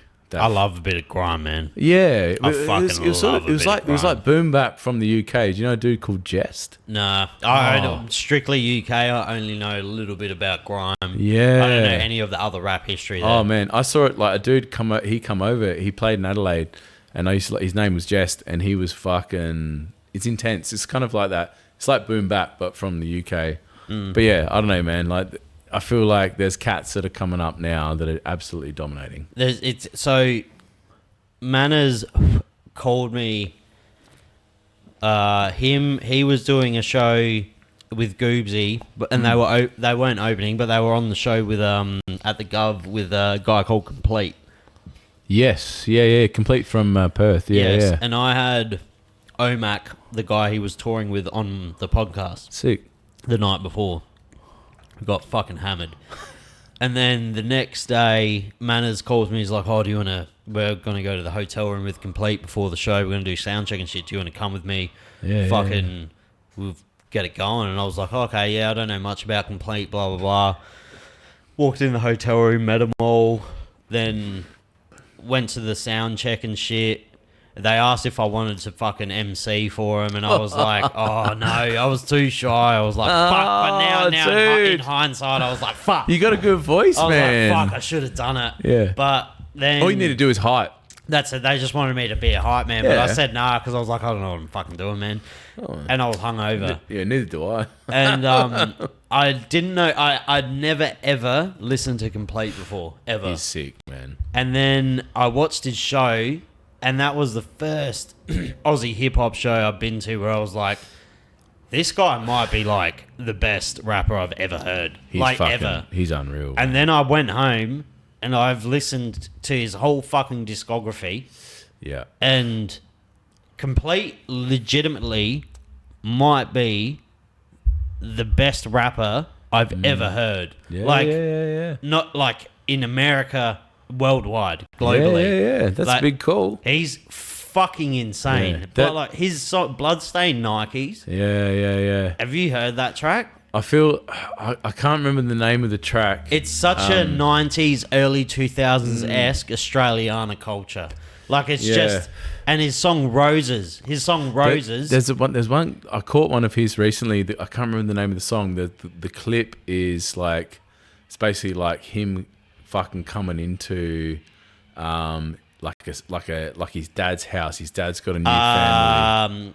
I know exactly the one you're talking about. Oh, and like it's off his Nothing to Show album. I can't remember the name of the track, but like I've watched that a few times. It fucking like it was amazing. Man. It's and that's so what I love good. about him as well. Like he's just got that fucking his flow has an intensity to it, but at the same time, it's like storytelling. You know what I mean? Here it is. Nothing to Show complete. Track list. It is... Without a Trace. Without a Trace. Yeah, Without a Trace. Yeah.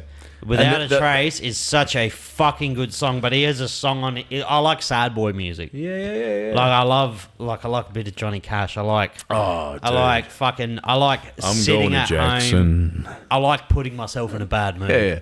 And I hurt myself today. Hurt has such a special place in my heart. Oh, dude. But you know Nine Inch Nails. 9 Inch Nails, yeah. But Johnny Cash's version is No, unbelievable. but Hurt by Johnny Cash. Oh, dude. So I used to be a wrestling fan, WWE. Yeah, fuck yeah. They played Hurt by Johnny Cash at Eddie Guerrero's. I used to like The Rock when he was a Brahma Bull. The Brahma Bull, bro. Dude, I used to watch fucking, yeah. They played "Hurt" by Johnny Cash at Eddie Guerrero's memorial during the UFC. Yeah. Shout out to the boy. But fucking, I like sad boy music. Yeah. Oh, And dude. he has a song. I don't know, just anything Complete does is just, you can, like what we were saying before, you can hear it in his voice that he fucking really wants to sing this song. You know? And I feel like that intensity in the voice as well, like, but he does it so well. Like, he's kind of like, and we talk about like that, like earlier on, like how artists dip down.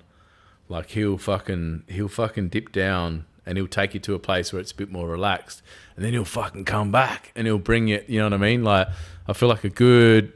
Have you listened to his whole album? Nah, man. Like Happy as Larry. This song went platinum. This Rose's song and Jordan, I believe. Yeah. But this Happy as Larry song is such a good sad boy song. I'm terrible with like listening to, like. I'm obsessive. Yeah, me too. But I feel like I'm obsessive with certain songs. But I need to like. I will listen to the same. So when I'm in my car, I'll listen to the same song on repeat. Me for too, hours. man. When Something in the Orange came out, I listened to it for 3 weeks straight. Yeah. Yeah. Or like Coulter Wall. Have you heard of Coulter Wall? No. He has the most unique voice I've ever heard in my life. Where is it? Coulter Wall is I love country music. I do love country. And Coulter Wall's like, Do you like Queens of the Stone Age? nah, not huge fan. That's one for me, which I've always thrashed albums. I don't know what it is about that band. I've been obsessed with it. Me and my daughter's first gig was Queens of the Stone Age. This cunt here, he sounds like he's about 74. Yeah. If no one's ever heard of Coulter Wall, I highly recommend it.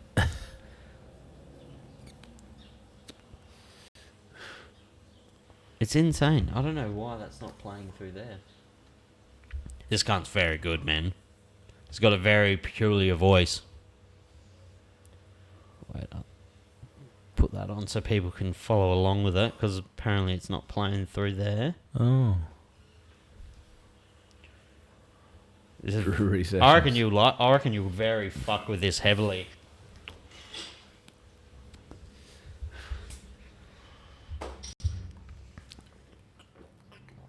Does not have the voice you would think he would have.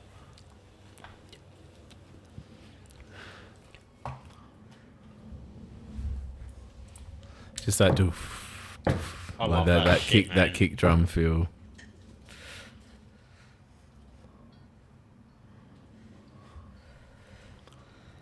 Refuses to do interviews. Works on a farm. Oof. He's a singer. Like, he can sing. Sounds like old. That's an old artist. Yeah. Sounds like he just worked in the Appalachian fucking farms.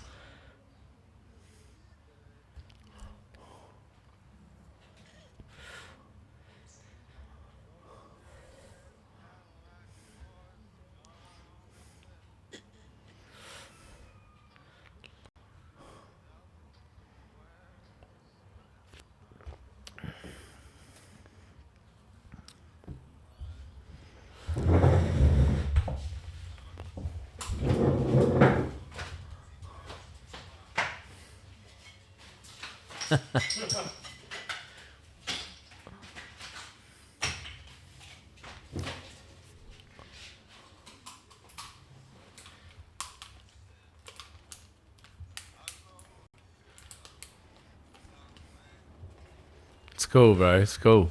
Very cool. I need to take a piss. You need to take a piss? Yeah, can we take a quick break? Yeah. Maybe I'll play you something after. Actually, yes. Yeah, we yeah. will pause this right now. Yeah. And then when we come back, we're going to get some music from the man himself. Let's do it. We are back.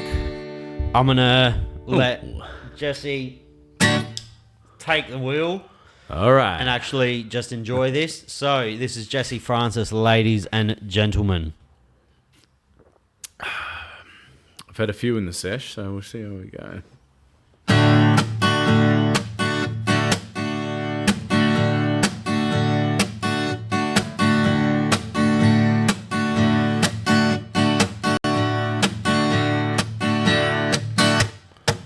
Well, I don't know why I came here tonight. Got a feeling something ain't right. I'm so scared in case I fall on my chair, and I'm wondering how I'm gonna get down the stairs. Clowns to the left of me, jokers to the right. Here I am, stuck in the middle with you. I'm stuck in the middle with you, and I'm wondering what it is I should do. I can't seem to keep a smile from my face. Lose control, man, I'm all over the place. Clowns to the left of me, jokers to the right. Here I am, stuck in the middle with you. Where you started, I'm nothing, and you're proud that you're a self-made man. And your friends, they all come running, pat you on the back and say, please, please.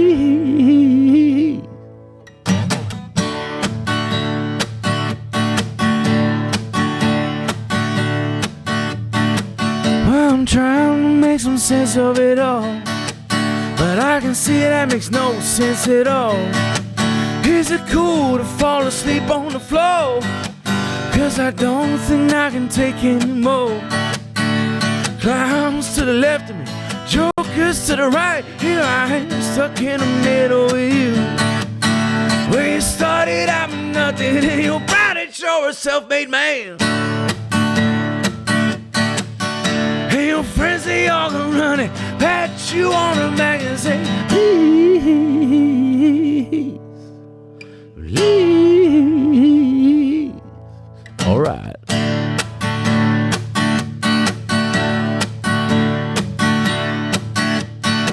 Yes, I'm stuck in the sesh with Sav. Yes, I'm stuck in the sesh with Sav. Yes, I'm stuck in the sesh with Sav. Yes, I'm stuck in the sesh with Sav. I'm gonna fucking come, dude. That was fucking good. Woo! That was good. What's on the menu? What are we talking here? I'm feeling a little bit boozy, but we're alright. Sounds alright? This fucking sounds really good. Apparently my shed is optimal for music playing. I don't know if it sounds that good, but it fucking sounds good to me.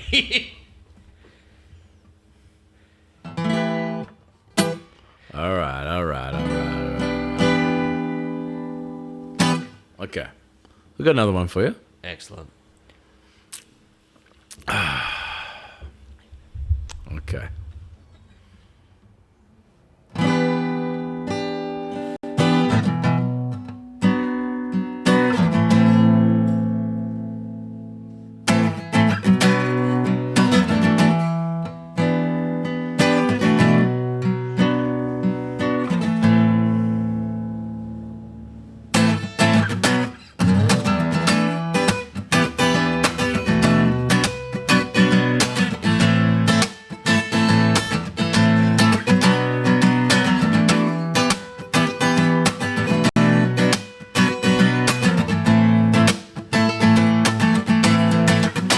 You see now I wanna fall from the stars straight into your arms, and I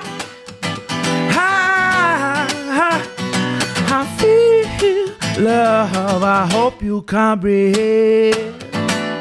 Anyone that ever held you, keep telling you the way I'm feeling. Anyone that ever loved you could tell you what I feel inside. And all I ever wanted was a feeling that you were faking. And all I ever needed, you see now I wanna fall from the stars straight your arms, girl. I feel love, I feel love, I feel love. I hope you comprehend. Hope you comprehend. I hope you comprehend. Hope you comprehend. Hope you comprehend. Nah, nah, nah, nah, nah. All right, 1, 2, check it out. So when I fall up on a star, straight into your arms, heading in the right direction, know exactly where we are. And infinity love is quite true. When I look into your eyes, I realize what I'm to do. Like, whoa, I'm coming back to earth. I know this isn't love, I'm gonna release my curse. And I feel it in my soul, I'm losing all control as we go. You see now, I wanna fall from the stars, straight into your arms, girl. I feel love, I feel love, I feel love. I hope you comprehend. Hope you comprehend. I hope you comprehend. Hope you comprehend now. Hope you comprehend now. Whoa.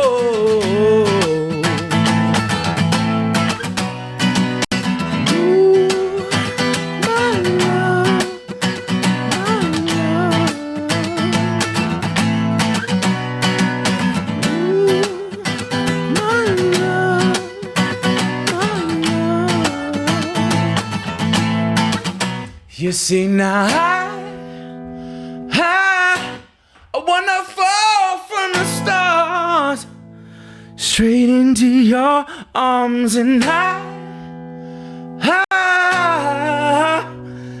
feel love. I hope you comprehend.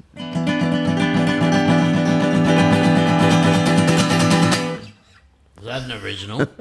Oh, that's that Simply Red cover. Dude, that's fucking phenomenal, eh? I feel like the volume is a bit. I don't know if I was good. That was fucking good, man. That's good. You're really a good singer, eh? Cheers, bro. I appreciate it. That's crazy. Why haven't you like gone on The Voice or anything? Oh, I don't know. I feel like, yeah, that's another chat. I don't know. I don't like those shows. It's a bit fucking I stupid. have copped that though, because I feel like. Why don't you? Just for the fucking get the quick fucking 100. Oh, but then you got to sign to a label, I guess. Don't you? I don't know, man. I don't know.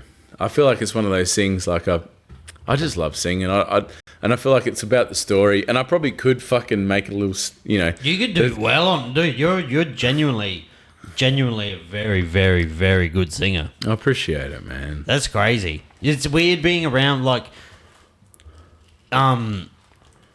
people like you and Slim Krusty and stuff that can sing. Like, it's a very unique talent. Yeah, I feel like there's definitely. I just got to get a capo. You know. No, you're all good. I'll quickly pause. Actually, No, keep going. now is a good time to tell everyone, if you haven't already, The Sesh with Sav does have a website, www.theseshwithsav.com. If you want to buy some merch, drop a line. I'm going to drop the price for Christmas, and I'm bringing out new singlets. They will be here next week. I'm going to test run them. It's the Earn Your Bender line, Sav's Activewear. I'll take one of those.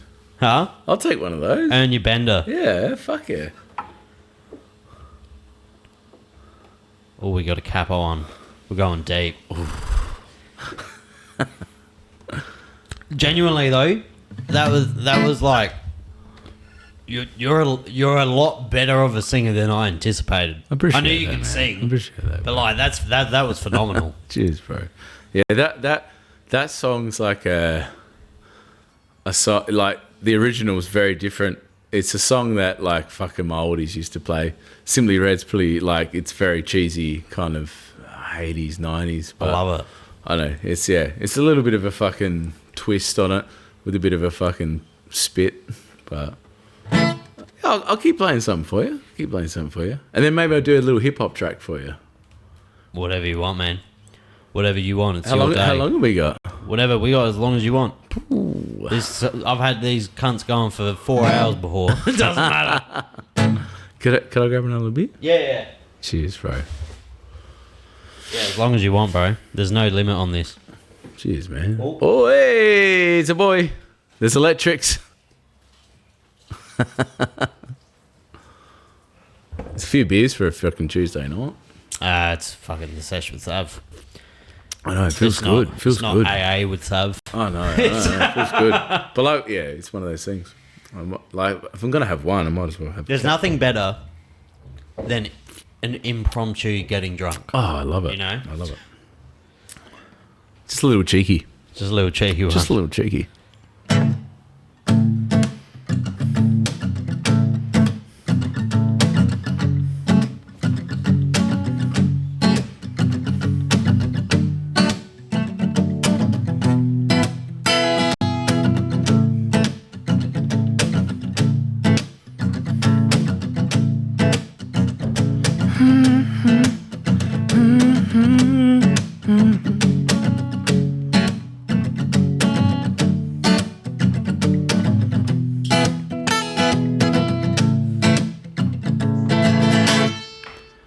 When the night has come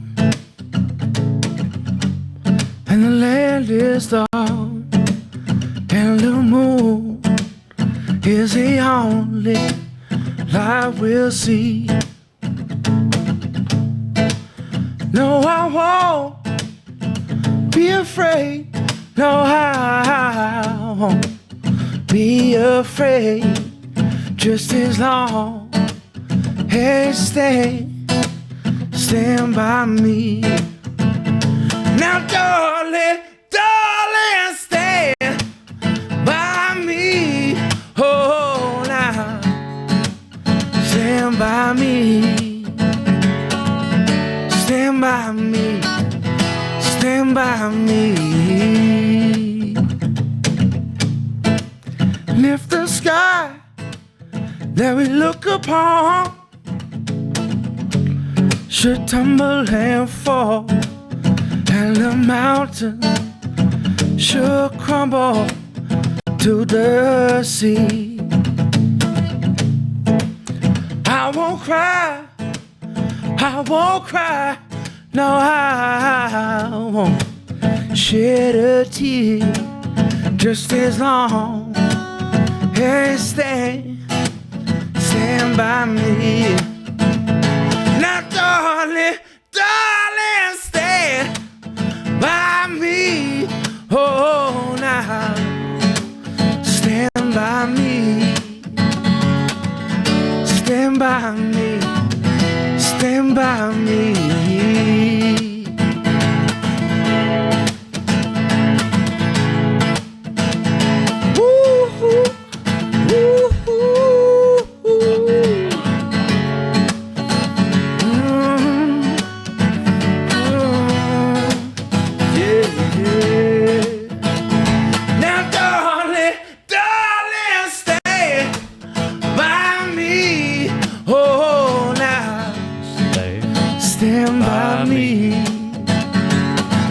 Stand by me, stand by me. Whenever you're with ever, won't you stand by me? Oh, now, stand by me, stand by me, stand by me. Fuck, dude, I'm gonna fucking come. Oh, man. I've never been more attracted to a man, mate. It's gonna get pretty gay in here. No, fucking, you fucking. What do you got in there? It's all sorts. There's licorice, all sorts. But I'll do one more. Let's do a little hip hop jam. I'll probably do this one on the night. On the night. Oh, maybe I should save it. Nah, I want to spit you a little rhyme. This Saturday, the Mushroom Lair. Westside Mushies. Tickets are almost sold out. Fucking, there's only a couple of left. I'm not getting a ticket. I'm just gonna come, Adam. Sorry. Just roll in. Nah, but like, get on that link, hit it up. Big love to Adam as well. I can't wait to drop some shit on the night. I feel like, yeah, the lineup is amazing. It's gonna be fucking good, man. Oh man, I feel very lucky to be amongst it. I'm gonna do a little acoustic thing in the middle, and then I think I'm flying on to Dimes, which is like royalty for me, man. Like, I don't know. So I feel very lucky to be amongst it. But yeah, I'm gonna play you a little drunk hip hop jam. Here we go. Boom. Oh, I hear the birds. It's perfect. Pigeons in the vines. Pigeons in the vines. Ooh yeah.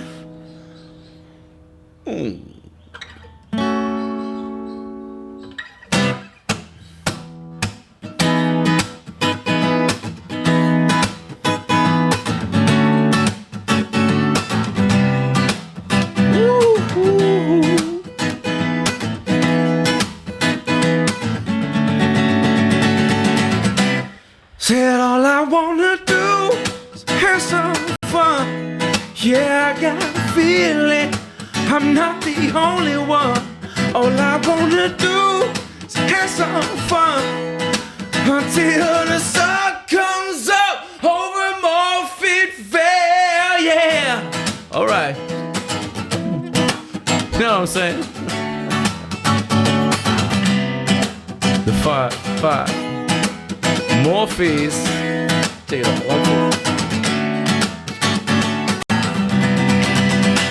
I'm not anonymous. When I drop, it's quite obvious. Nothing illogical comes out of my esophagus. I bust in time and find the right frame to find. Devise the right line that'll make my rhyme shine. See, life to me, it's as lily wasted. Erased towards a mic and I replace my hatred. And music is sacred. I found my destination. Feeling innovation in a world of complication. But devastation will decrease the levitation. Trying to be patient, aimless I wait. It's a state of mind I can't take. Dealing with fate. Day by day we meditate and use music to escape like this. Like that. Like this, like that. Said all I wanna do is have some fun. And I got a feeling I'm not the only one. All I wanna do is have some fun until the sun comes up over Santa Monica Boulevard.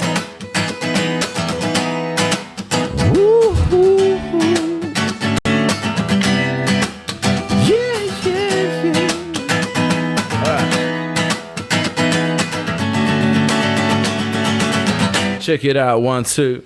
As I arrange my statements on various pages, my brain waves create a state of amazement. And there's no way to explain it, but I live a life abiding by the rules of engagement. It's outrageous, but I'm contagious. And there's a way it could change, if I could replace this word analyst, a rhyme scientist. I slipped into another dimension when I was writing this. Crimson in the mix, listen to the twist of every word that dips to the lips. It is give the lyrics hits. Crimson in the mix, listen to the twist of every word that drips, drips, drips. Ah shit, on the sesh we sap like this, like this, like that. Cause all I wanna do is have some fun. Yeah, I got a feeling I'm not the only one. All I wanna do is have some fun until the sun comes up. Cause all I wanna do is have some fun. Yeah, I got a feeling I'm not the only one. All I wanna do is have some fun until the sun comes up over Morphine-Vale. Yeah. Woo. Woo, woo, woo. Yeah, yeah, yeah.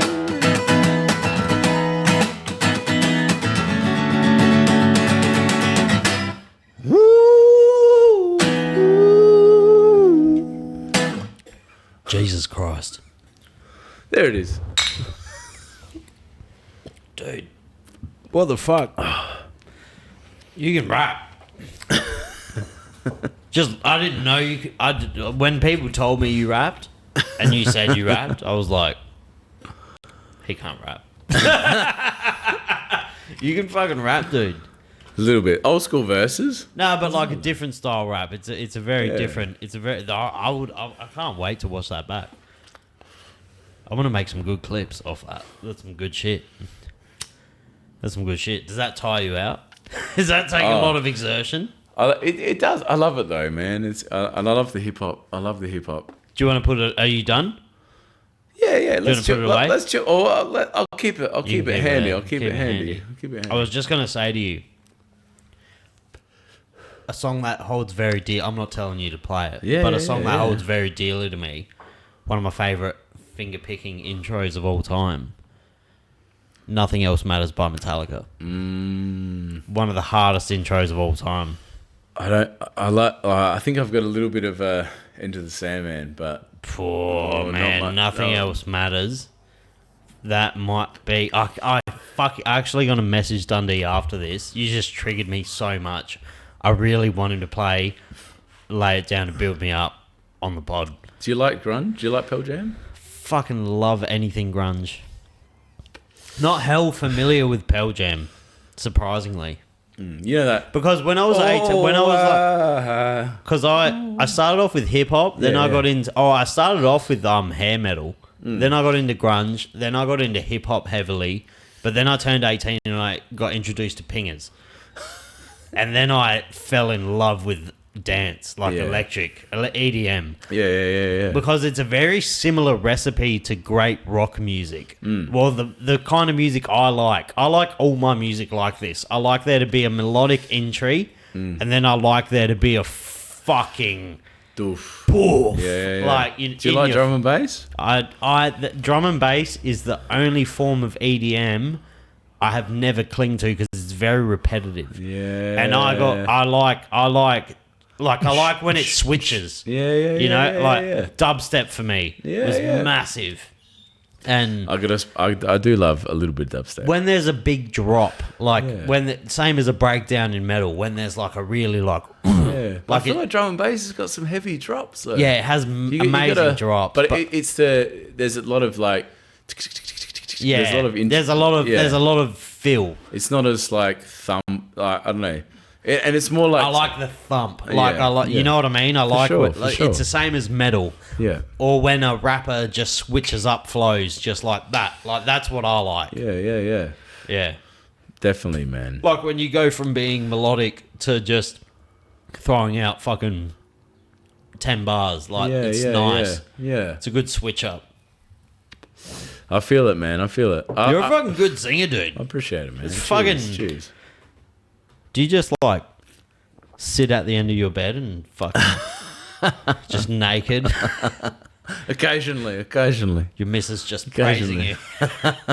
No, it's definitely. I love. I probably don't practice enough, but I love. Like you said though, your guitar's a very good. It's a very good vessel for your voice. Yeah, it's rhythm. It's very good rhythm for you. It's like Ed Sheeran. Yeah, and I'm not attributing you to Ed Sheeran. No. I'm not going to blow your dick up that much. But your voice is very good. I'm very surprised you haven't tried to get on one of those like gay shows like The Voice or Australian Idol. You need a very sad story to win those. Yeah. No, I feel like I don't know. It's one of those things where I just love playing, man. I feel like and the cover thing. I could play you. Do you know any country? I could play you an original, which is pretty like a bit sad boy. I like a sad boy song. You like a sad boy? I fucking love a sad boy song. I could play you one of mine that's a bit of a sad boy. I like to put myself in a bad mood. Yeah. I don't know why. I've always thrived in misery. I feel like a lot of my original songs are on that fucking on that wave. Misery is a good thing. You got to thrive in it. I feel like when I write, it is like. I was going to say, what's your avenue for writing? It's either like you have to be in a situation. It's either like positive, upbeat of a like fucking female like it's like a positive vibe about a chick, or like when I write sadder stuff, it's more about like situational things, and it's about fucking life shit, you know, which I think is pretty normal, I guess. I've always wanted a film clip done in here. I feel like it's a cool spot. I have a vision. I actually rang my friend Manners yesterday. Yeah. Ryan, if you will. And I love Manners, man. He's amazing. I've always had this vision for this song in my shed done, because I like when rap has like a story to tell, and it might be a bit corny, but like when it has like a theme to it. Yeah, fuck yeah. And I thought it would be fucking hilarious to do a rap song one day of someone just on a podcast. Yeah. And then the camera switching between. Yeah. I thought, but yeah. I'd love to see like that sort of environment with like, say, an acoustic and a rapper.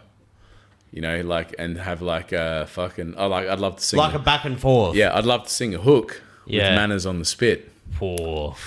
You know what I mean? I reckon he'll jump up this weekend. You might catch him for one song this weekend with Dunn D. I think Dunn is... Yeah, I think those boys do a few. Yeah, it'd be good. Fuck yeah, man. Sad boy. I've seen Manners many a times. I feel like one of the gigs a few fucking years ago was I was singing some hooks for Coulter, and Manners was on that night and just fucking blew my mind, man. Like, he's amazing. He's the man. He's amazing. And just that, I don't know, that whole he's been doing it for a minute. He's a Yoda. He is. He's like a Yoda.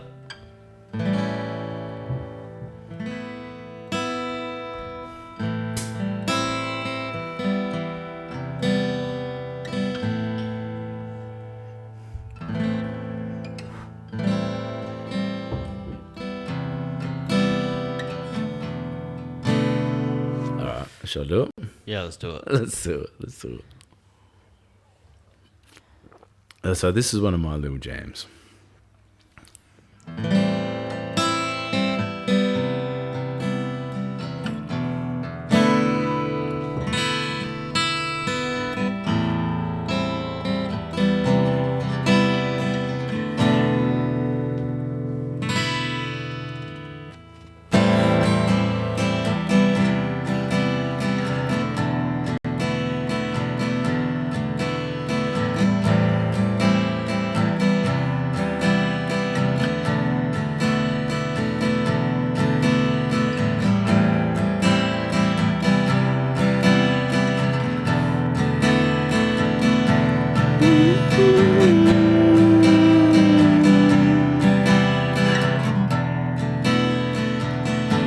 My heart is aching. Never felt so low, and I'm shaking. I can feel the cold on my skin.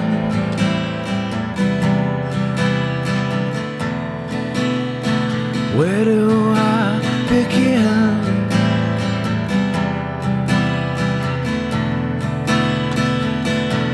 I see you walking.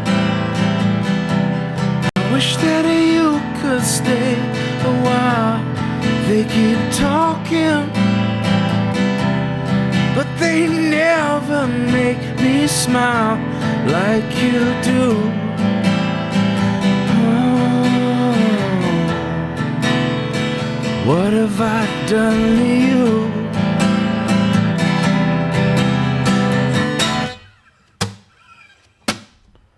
Can we dance around the fire?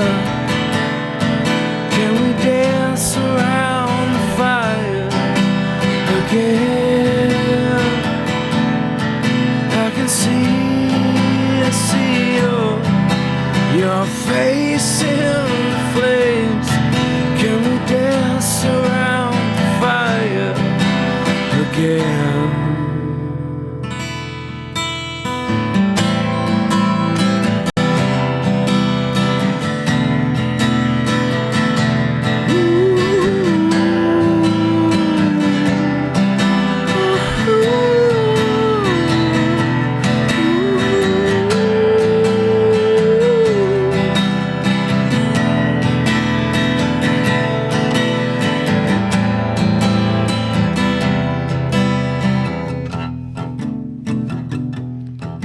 Can we hide away together? Can we hide away together again? Can we go to that little secret place that we know? Can we hide away together again? No.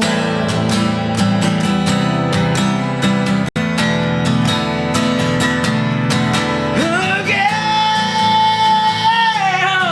Oh. Can we dance around the fire? Can we dance around the fire? Can we dance around the fire?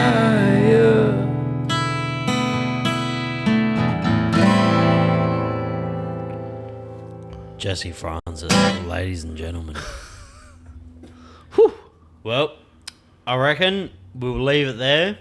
We will have another beer off camera. We will listen to some music. Let's do it. Thank you for coming on. Thank you so much for having me, Saba. If you want to see Jesse live this Saturday, 7th of December, 7th of December, Westside Mushies. Westside Mushies, headlining Dunn D. All the boys will be there. I'll be there after work. I unfortunately will miss the show, but I will be there after work. Get there, buy a ticket. It's almost sold out. Westside Mushies, 7th of December, this Sunday. Thank you so much for coming on. Much love, bro. Cheers for having me. Appreciate you, man.